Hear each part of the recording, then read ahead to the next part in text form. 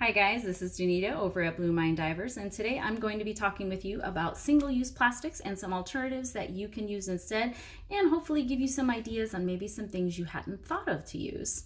So to start off, what are single-use plastics? So those are going to be plastic items that are designed to be just to use once and then tossed and thrown away. So your straws, plastic water bottles, bags, things like that are going to be considered single-use items meant to be tossed and thrown away. And there's going to be lots of alternatives now that we can use when it comes to a lot of these different things. But why should we use them? So why are single-use plastics bad? Why should I not use my plastic straw? So the reason why is going to be because of how long it actually takes these items to break down.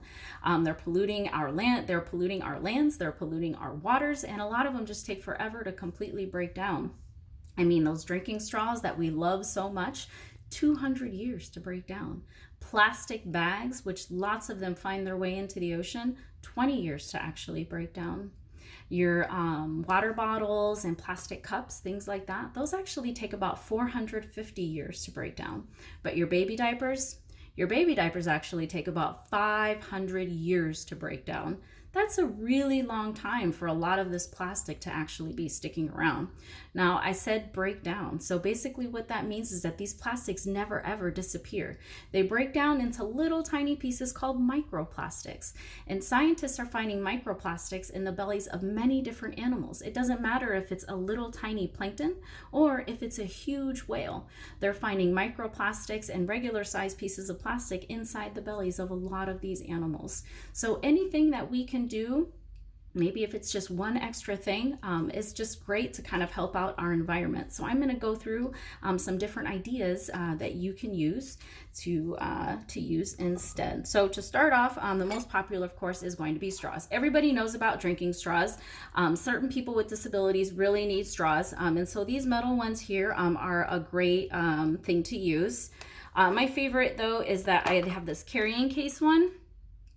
I can actually just stick it in my purse and just go ahead and head out, and then I always have straws with me. My son really likes to have drinking straws, and so this is very convenient to have with me when I do go out.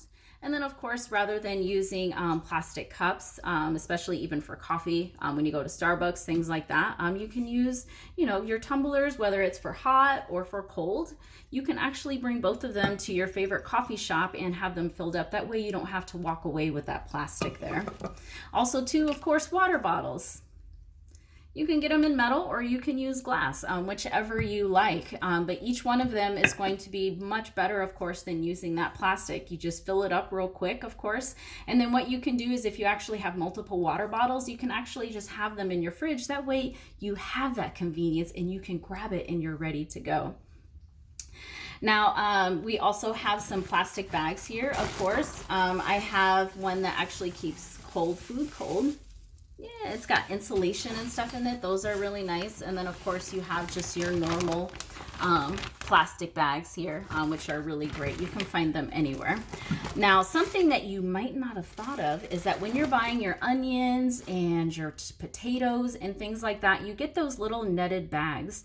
Now, what you can do is rather than throwing those netted bags away, like this one, you can actually use them to put your produce in. So like your vegetables, like cucumbers, tomatoes, potatoes, whatever it is you're buying, just reuse all these bags here.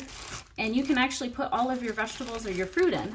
Just simply cross out the little barcodes here so that it doesn't scan when they're scanning your items. And then, yeah, you can reuse all of these little netted bags. These are my favorite to use. Love using these things. Now, when it comes to packing my son's lunch, we don't use Ziploc baggies for lunches or anything like that here. We actually have these different sizes of bags here that are reusable. Some are good for dry items and some are going to be used more for, you can use them for wet items. This is more of a wet item one. This is my eco bag. It has a different material and stuff inside. That way it doesn't kind of leak out and stuff, any of the moisture. This here is going to be your snack taxi that I have. My son's name. This is going to be Snack Taxi, and these are good for dry stuff, like I said, because of the type of material and stuff that's in it. So use these instead of using plastic bags. And my son loves all the little designs and stuff that they come in. I actually let him pick out the different designs. That way he would want to use them a little bit more. Now, some items maybe that you hadn't thought of here are going to be some reusable coffee filters. Reusable coffee filters come in an array of sizes. This one is very tiny because it's just me that drinks coffee in this house. So I have this really tiny coffee filter, but it's very, very handy. It washes really easy, and then you can take the grinds out, and then just kind of compost them very easily there.